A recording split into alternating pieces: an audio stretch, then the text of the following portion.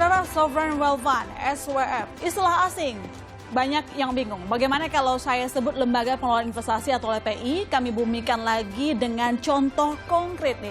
Dan Temasek, lalu GIC yang dimiliki Singapura, mengandalkan DBS sampai Telkomsel di Indonesia, lalu ada Khazanah punya Malaysia. Di balik menterengnya merek dagang Petronas, dan di Indonesia mereka memodali CIMB Niaga. Indonesia segera punya kendaraan investasi super eksklusif seperti dua negara tadi, hanya saja beda cara kerja. Dan di awal akan fokus membiayai infrastruktur.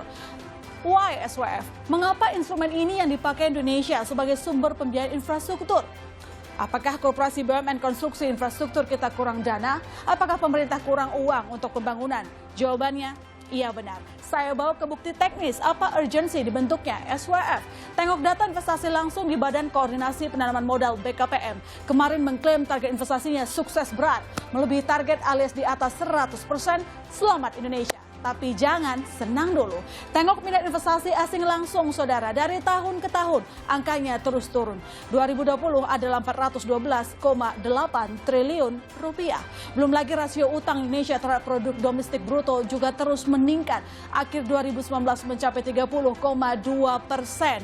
Menteri Keuangan Sri Mulyani bahkan pernah bilang rasio ini meningkat di tahun 2020 akibat pandemi. Kalau negara tak cukup uang, memangnya korporasi juga nggak punya berangkas modal untuk membangun infrastruktur? Jawabannya ada di laporan keuangan mereka, saudara. Rasio utang terhadap modal BUMN konstruksi kita juga sudah lampu merah. Rata-rata di atas 3%, yang artinya jika nambah utang, biayanya akan sangat mahal. Kesimpulannya, proyek banyak, dana cekak, SWF ini jadi tumpuan sumber pendanaan baru.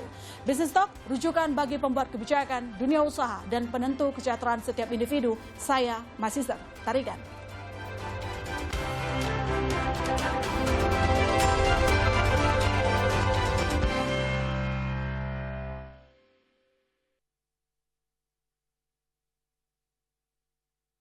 Ya, selamat malam saudara. Anda kembali menyaksikan Business Talk. Kita nanti akan kedatangan oleh Kartika Wirjoatmojo, Wakil Menteri BUMN, dan tentu ada Aldian Taloputro, Ekonom Senior Standard Chartered Bank, dan ada Titis Nurdiana, wartawan senior konten. Saya akan memanggil rekan saya dulu malam ini, ada Mbak Titis Nurdiana. Hai, selamat malam Mbak Titis. Mbak Titis, kita sekarang mau bahas SWF ya. Kita kalau bahas SWF, ini udah banyak sebenarnya global yang punya. Indonesia tampaknya bisa dibilang tertinggal, atau ya lebih baik dimulai sekarang daripada tidak pernah sama sekali. Iya, betul.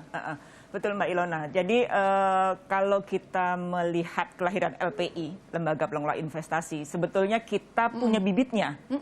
Awalnya pemerintah memang sudah mencoba melahirkan ini dengan PIP. Nah, kemudian ternyata dalam perjalanannya tidak bisa berjalan. Kemudian dilikuidasi, dan kemudian terus-terusan begitu. Nah, ini saat ini adalah kelahiran baru, kelahiran Lembaga Pengelola Investasi yang diharapkan bisa sustain. Bisa sustain dan bisa bergerak cepat untuk yang tadi Mbak Ilona katakan bahwa sebetulnya kita itu segera membutuhkan pilihannya sekarang atau tidak sama sekali, gitu kan. Nah, kalau sekarang sudah dimulai, mari kita jalankan, ibaratnya seperti itu. Nah, ini memiliki banyak sekali keistimewaan LPI ini. Kalau di Indonesia kita membasarkan dengan Lembaga Pengelola Investasi, sementara kalau kita di kalau kita bilangnya kan Menteri Keuangan, baik Menteri BUMN, Presiden sendiri juga sering menyebutnya INA, Indonesia Investment Authority, lembaga yang memiliki otoritas mengelola investasi. Nah, inilah yang akan kita hidupkan dengan bendera bahwa kita memang ingin memiliki lembaga pengelola investasi yang mampu mengeran dana, mencoba menawarkan ke investor apa saja sih sebetulnya yang bisa didanai dan memperoleh pendanaan dari pemilik dana besar di luar negeri. Oke, yang kita mau kan mengundang orang yang punya dana berinvestasi di SWF. Pertanyaannya adalah bagaimana kita mampu menariknya. Kalau kita lihat di sini kan pemerintah tampaknya fokus untuk membangun infrastruktur contohnya gitu. Betul. Jadi dia tidak keluar dulu. Gimana Mbak Titis? Tentu saja kita harus punya modal. Punya modal, punya underlying gitu. Istilah sederhananya kita harus memiliki proyek yang mampu kita tawarkan ke mereka. Karena tadi yang dibilang bahwa kita memiliki keinginan sangat besar, keinginan yang luar biasa untuk membangun infrastruktur. Nah, begitu kita punya, maka kita harus mengemas ada proyek-proyek apa sih yang kita miliki, yang memiliki manfaat yang lebih besar ke rakyat, ke Indonesia, ke ekonomi. Nah ini yang kita tawarkan ke pemilik dana. Ke pemilik dana, bisa ke SWF yang kalau saya melihat rancangan dari pembentukan LPI sendiri nanti mungkin Pak Tiko yang akan menjelaskan lebih dalam. Maka inilah yang nanti proyek-proyek apa yang kita miliki kita tawarkan ke para pemilik dana dan kemudian mereka tertarik atau tidak. Yang penting produknya menarik atau tidak menarik gitu. Betul, saya coba atau produknya. Saya coba ke Pak Aldian. Sebenarnya bagaimana sih reputasi Indonesia di mata investor asing?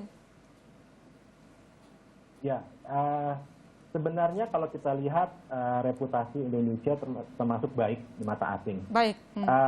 Kalau kita lihat dari beberapa survei misalnya ya, dari JBIC itu menyebutkan juga Indonesia sebenarnya top 5 gitu ya, dari destinasi tujuan FDI. Tapi memang trennya turun terus gitu ya. Dari sisi angket juga melihat 2020 gitu ya, sebenarnya kalau kita pakai data financial ya, mungkin berbeda dari data BKPM, itu sebenarnya penurunan FDI kita lebih kecil dibandingkan global. Jadi kita turun 24%, global melihat FDI secara total turun 42% gitu ya. Jadi secara keseluruhan itu memang masih cukup menarik gitu Indonesia di mata investor asing. Terlebih karena juga potensi pertumbuhan ekonomi dan juga potensi pasarnya cukup besar gitu. Dan kalau kita lihat yang sedang dilakukan pemerintah saat ini adalah berusaha memperbaiki iklim investasi gitu. Jadi tidak hanya SWF yang diharapkan dapat meningkatkan pembiayaan untuk infrastruktur, tapi juga kalau kita lihat dari sisi Omnibus Law itu isinya sebenarnya ingin mempermudah investor untuk masuk ke Indonesia gitu, memberikan kepastian hukum. Tapi kalau misalnya kita bahas spesifik soal SWF ini, tadi Mbak Titis juga mengatakan menyinggung soal infrastruktur yang menarik. Nah, sebenarnya semenarik apa proyek-proyek infrastruktur Indonesia di mata asing menurut Anda? Saya rasa masih menjanjikan ya, karena kalau kita lihat Indonesia ini kan kita mulai dari infrastrukturnya yang relatif rendah gitu dibandingkan dengan negara lain. Dan kalau kita lihat juga potensi penggunaan infrastruktur tersebut gitu ya, baik toll road, seaport ataupun airport itu juga cukup besar gitu ke depan. Saya rasa akan sangat menarik gitu yang asing cari gitu ya, selain imbal hasil juga mungkin adalah kepastian hukumnya itu yang mungkin yang harus dijalankan. Jadi selama pemerintah bisa memberikan proyek-proyek yang imbal hasilnya cukup tinggi gitu ya kan pasti mereka akan membandingkan dengan cost of fundingnya mereka gitu. Jadi kalau mereka minjem dolar berapa di luar dan mereka investasi mereka akan lihat spread-nya. Dan juga yang kedua, kalau kita lihat juga yang asing ingin lihat itu adalah kepastian hukum dalam artian fund ini akan dirun secara profesional gitu ya. Jadi tidak terpengaruh oleh faktor politik dan bisa dipertanggungjawabkan kinerjanya secara profesional. Baik, Mas Aldian, Mbak Titis, ini Pak Wamen, Kartika Wirarajmajo, Pak Tiko sudah bergabung bersama kita. Selamat malam, Pak. Malam. Sibuk sekali. Ini sudah menyempatkan waktu bergabung bersama kita, tampaknya lagi kejar target menyelesaikan SWF, gitu ya Pak? Iya. Sorry nih, lagi di mobil masih biasalah waktunya banyak segala macam. Iya, kami bisa memahami. Pak Tiko, mungkin dijelaskan secara awam, ini memang SWF bukan produk baru di global, tapi baru di Indonesia. Apa fungsinya, apa manfaatnya untuk ekonomi Indonesia?